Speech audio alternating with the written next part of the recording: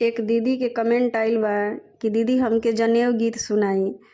तो दीपावली के वजह से समय नहीं मिल पावल तो ना सुना पावनी। तो देखिए आज उनके खातिर हम जनेऊ गीत ले आइल बनी, बहुत प्यारा सा। अच्छा लगी तो लाइक और कमेंट और शेयर ज़रूर करब और कमेंट में ज़रूर बताइब कि हमार जनेऊ गीत आपके कैसन लागल। सगुनी हरदिया की नाई गईले, धोतिया रंगाई गईले, गावे गावे नेवता बाटाई गईले, बाबू के जनेउआ लागे। सगुनी हरदिया की नाई गईले, धोतिया रंगाई गईले, गावे गावे नेवता बाटाई गईले, बाबू के जनेउआ लागे।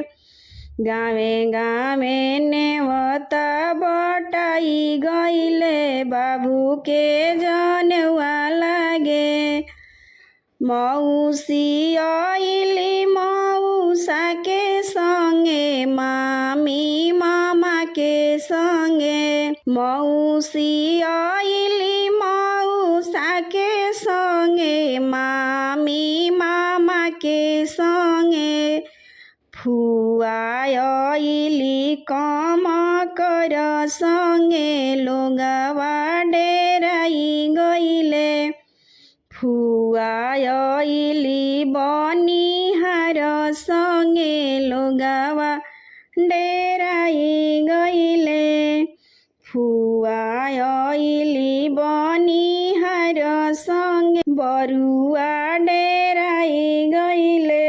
दुआरा बैठल बरुआ के बाबा, फुआ से सवाल करे।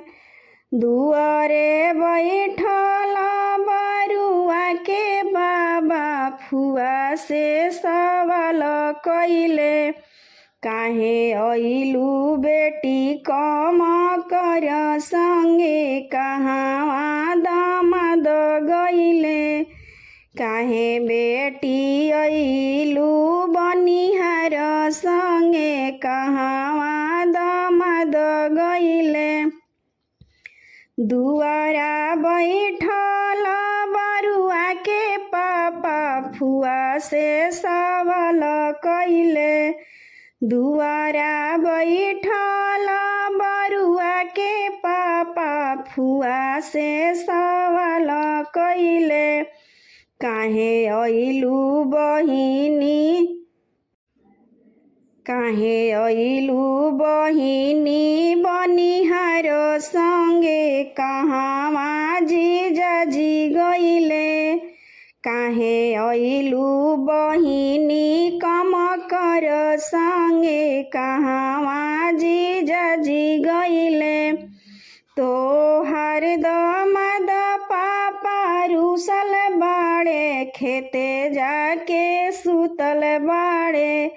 मांगे ले सोना के चैनवा, तो बाबू के जनेउआ लागे। एही लागे अइनी कमकर संगे, उनुका के छोड़ी अइनी। एही से अइनी बनिहार संगे, उनुका के छोड़ी अइनी। तोहार जीजा भैया रुसल बाड़े, कोठा पर सुतल बाड़े। तोहार जीजा भैया रुसल बाड़े, कोठा पर सुतल बाड़े। मांगे ले सोना के अंगूठिया, तो बाबू के जनेउआ लागे। मांगे ले सोना के चैनवा, तो बाबू के जनेउआ लागे। एही लागे अइनी बनिहार संगे, उनुका के छोड़ी अइनी। एही से अइनी कमकर संगे, उनुका के छोड़ी अइनी। से सुनी खुशा भैली बरुआ के मम्मी मुसुकी चलावेली। से सुनी खुशा भैली बरुआ के चाची मुसुकी चलावेली। भले ननद अइली कम कर संगे नेगो हमार बाची गइले।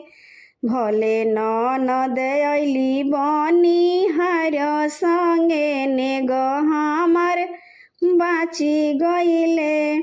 भले ननद अइली कम कर संगे नेगो हमार बाची गइले। सगुनी हरदिया किनाई गइले धोतिया रंगाई गइले। सगुनी हरदिया किनाई गइले धोतिया रंगाई गइले। गावे गावे नेवता बटाई गइले बाबू के जनेउआ लागे।